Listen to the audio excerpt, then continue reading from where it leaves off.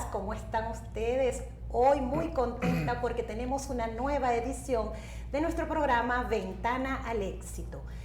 Hoy tenemos un programa especial dedicado a los avances con respecto al cáncer de mama.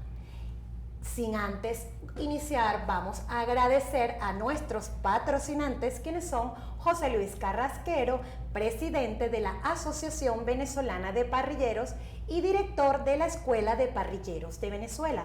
Tenemos al Instituto de Biomedicina Cuántica, ISBEC. Tenemos a la Unidad de Patología Mamaria, IDUMAMA. Y también tenemos a la doctora Adayani Hidalgo, médico ginecostetra del Centro Medical Express. Hola Gloria, ¿cómo estás? Muy bien, Vigmi, aquí súper contenta de estar con uno de nuestros patrocinantes, al doctor Álvaro Morales, quien es licenciado en Biología y doctor en Ciencias Biológicas, experto en Biología Molecular y Celular del Cáncer, asesoría genética, diagnóstico molecular de infertilidad masculina, cáncer y enfermedades raras. Es un honor tenerlo con nosotros, doctor, bienvenido. Hola, muchas gracias Gloria y Vigmi, muy agradecido a Ecovisión por la invitación y al programa Ventana al Éxito. Yo, muy contento de compartir con ustedes y a la orden por aquí. Encantada, doctor, bienvenido. El placer es nuestro. Bueno, doctor, ahora adentrándonos en la materia, sabemos que el cáncer es una enfermedad compleja y entonces, ¿nos podría explicar cuáles son los factores de riesgo? Bueno, mira, el cáncer, como tú le dices, es una enfermedad muy compleja y tiene factores de riesgo que son modificables y los factores de riesgo que no son modificables. Los factores de riesgo modificables tienen mucho que ver con el estilo de vida, ¿no? Con la dieta, con la exposición a sustancias tóxicas, etcétera, ¿no? Todas aquellas cosas que sabemos que pueden ser nocivas para la salud. Y aquellos que no son modificables hacen referencia a la base genética, ¿no?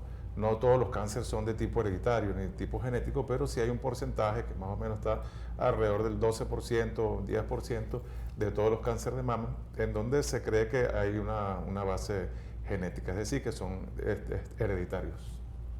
O sea, cuando hablamos de cáncer hereditario es porque tiene que ser directamente mamá o alguien muy cercano a nosotros, puede ser cuando hablamos de un tío, un primo, ellos también influyen en la parte genética. Bueno, mira, cuando hablamos de cáncer hereditario, en principio estamos hablando de que tenemos un factor genético, ¿no?, en nuestro genoma que nos está predisponiendo o es en parte responsable de la aparición de la enfermedad.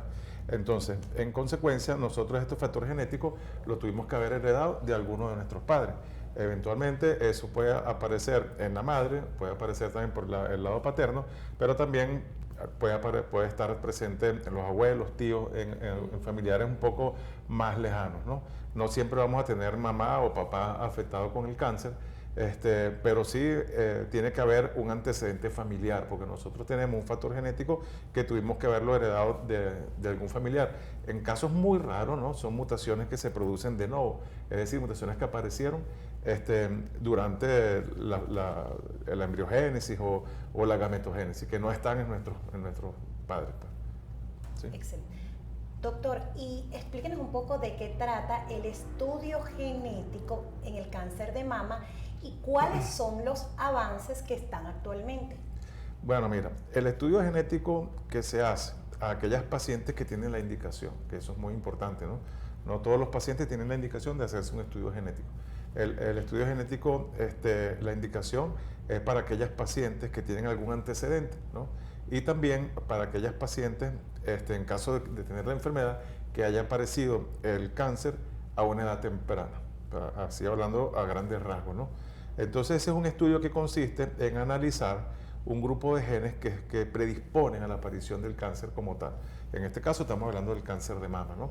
Entonces este grupo de genes tiene la función de reparar el ADN. ¿Qué pasa? Que este grupo de genes, cuando se ve afectado, predispone a la aparición de lesiones malignas. ¿Por qué? Porque no se puede reparar el ADN y se acumulan mutaciones que hacen que aparezcan células descontroladas y en consecuencia aparece una lesión. Entonces, ¿en qué consiste el estudio? Bueno, se analizan un grupo de genes, a veces 30 genes, 34 genes, dependiendo del panel que se va a estudiar, y se analizan si hay mutaciones presentes en este caso, ¿no? Entonces, claro, hay todo un asesoramiento dependiendo del tipo de paciente, porque si es una paciente que es una paciente sana, por ejemplo, hay un asesoramiento que es distinto a la paciente que ya tiene la enfermedad. La paciente sana se lo va a hacer porque tiene antecedentes familiares, porque tiene una edad en donde ya ella está acudiendo al mastólogo y porque, bueno, quiere prevenir, ¿no? La aparición de una lesión, digamos, avanzada, ¿no? Porque realmente estos estudios son beneficiosos porque el paciente, al saber que tiene una predisposición, el régimen de consultas al que él va a tener con el mastólogo va a ser distinto a una persona que no tiene la predisposición. Va a ser más acucioso, y siempre el mastólogo va a indicar estudios distintos que son preventivos, ¿no? Y medidas profilácticas también. ¿Y cuáles serían esas medidas preventivas para las personas que saben que tienen antecedentes ya de cáncer de mama? Bueno, en realidad el mastólogo o el cirujano oncólogo le va a solicitar que tiene que asistir a la consulta con una mayor frecuencia que la población general. También los estudios que se hacen a nivel de imagenología son distintos, son estudios de una mayor sensibilidad.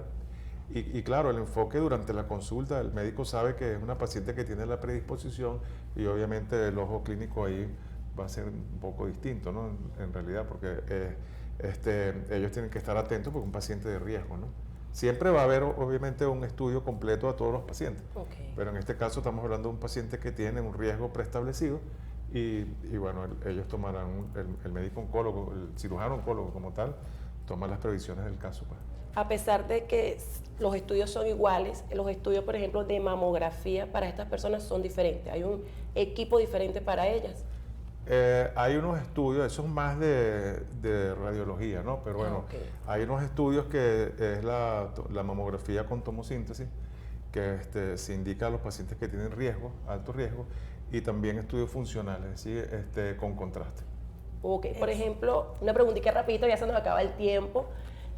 Si una paciente sabe que está sana, pero sabe que hay antecedentes en su familia, el médico le recomienda estos estudios especiales. Claro, cuando en la anamnesis, en la historia clínica, se establece, se estudia, ¿no? Se sabe que hay pacientes que tienen antecedentes, o un paciente determinado durante el interrogatorio refiere que tiene un antecedente familiar con cáncer de mama, o cáncer de ovario, o cáncer de próstata, o cáncer de colon. Ese es un paciente que tiene la indicación de hacer estudios genéticos para saber si porta mutaciones.